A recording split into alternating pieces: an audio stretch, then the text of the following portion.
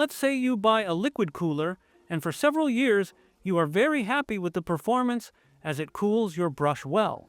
But there comes a time when your CPU no longer cools well, or your temperatures directly skyrocket, putting your processor at risk. What is the most common reason in these cases? Well, let your liquid cooling stay, worth the redundancy, without liquid.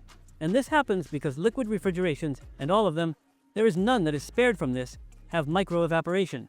This means that very slowly the liquid evaporates until there comes a time when, well, it empties enough for it to start giving problems of poor cooling to your processor. It is estimated more or less that when it reaches 75% of its water capacity and the rest, which is 25%, is air, then it begins to have problems. And many, at this point, think that it is the bomb that no longer works and decide to change it for another.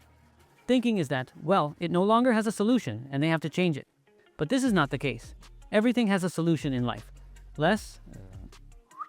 Today I am going to show you how to maintain your liquid cooling, whatever the brand and model, and thus be able to give it a new life. I am Franco and I welcome you to Argentamatica. As you can see, I have several liquid reflections and some more lost. But hey, basically this is a China, an Arctic, and a Corsair, which is the one I'm going to use to give you the example of how to do maintenance. That I think it would be good to do some maintenance, since it has 3 years of constant use, which is the minimum we have to wait to do the maintenance to the... Of course, branded or recognized liquid replications or that are good.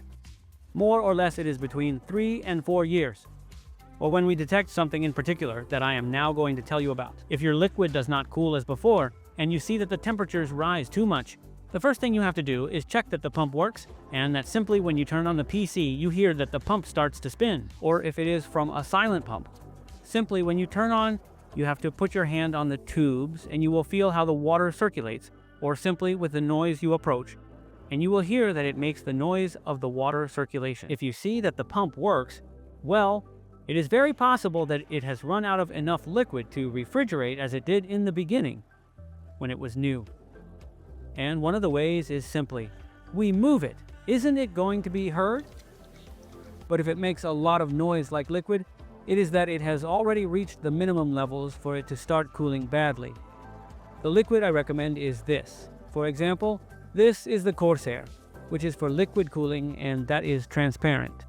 In this case, it is clear and transparent. And why not colors? Well, you will know that they also sell liquids for liquid cooling, which are colored. They are mostly used for custom refrigerations.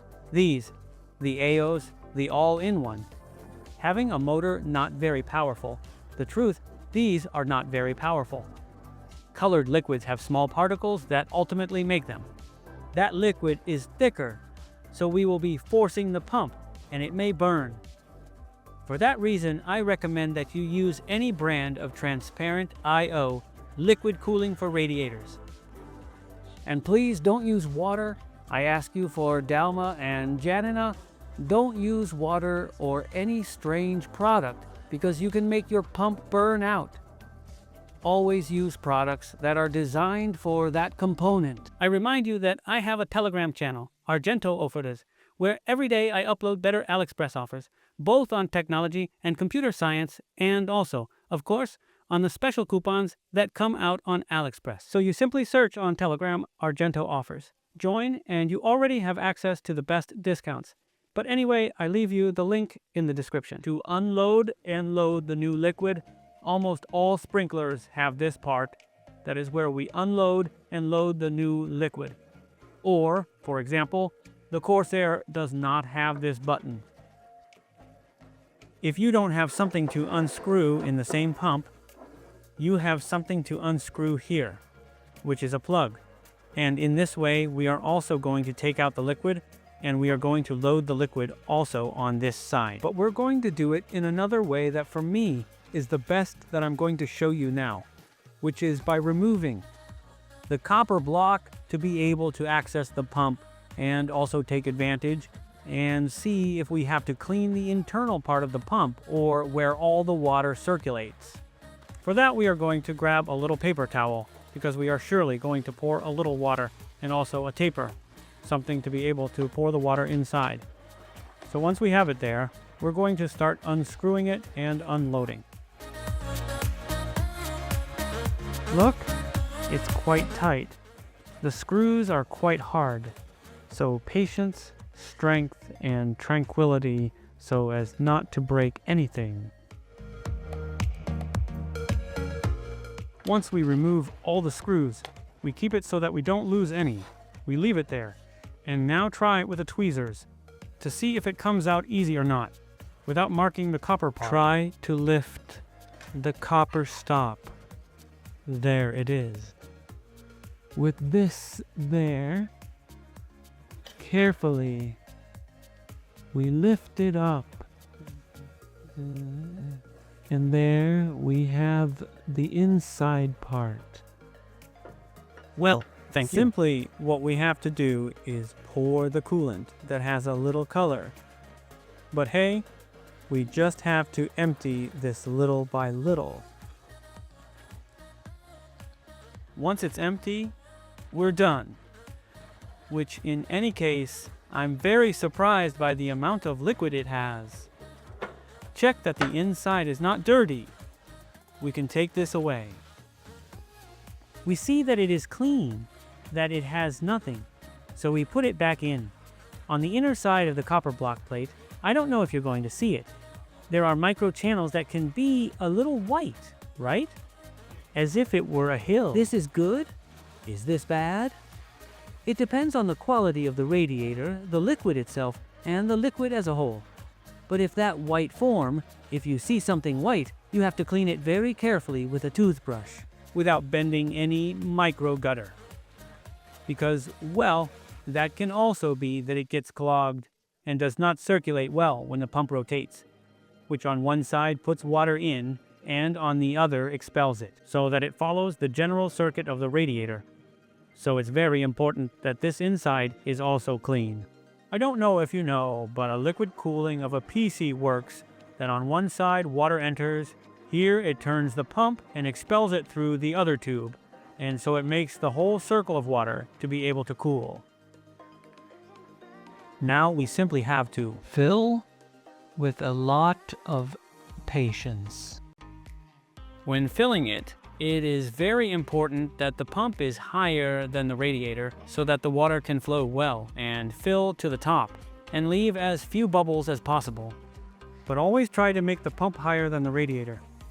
Well, now you are going to see it well. This, as I said, has to be like this, but well, I show it from above so that you can see it well. We are going to put the liquid, raise it, so that the air goes down or up.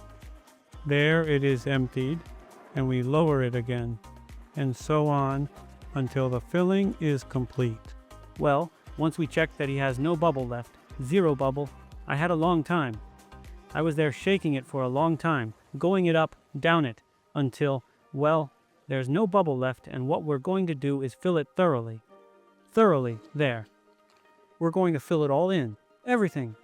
If it overflows, nothing happens, it is liquid. The liquid has almost no smell. It is a little sticky, but the truth is that it does not have much smell. There came some more bubbles. There. Let's move a little bit to see if there are any bubbles left. Well, now I do. Now it seems that there are none. There he is. So now we're going to put this that was here. This was how it went. It's going to overflow. That's okay. It is better that it overflows because we are going to know that it is full of liquid. I'm going to put a little more so as not to allow any bubble to go around. We put there, and now we put the copper plate. Obviously, how it was going. And we put it there. And let's see. There it is. It is going to tip over us. Nothing happens. And now we just need to screw in. Put all the screws back in, and we're going to do the tests, of course. After doing all this maintenance, we will see how the temperatures are. Important. When we put the screws, we do not adjust them at once, but we leave them. We put them all and then only there when we see that everything is very firm. Then we just adjust until the end, as far as it gives. Well, I already have the liquid cooling mounted on the equipment and working, and I am going to do the performance tests to see how the temperatures are, if they are good or bad. With an i7 14700KF, which was the processor I used previously. Well, we can see now in the HWinfo that the temperatures are more than fine.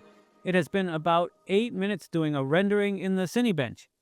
And as we can see, maximum temperature 60, but well, it is between 40 and 50 degrees, so we can say that it is already refrigerating properly.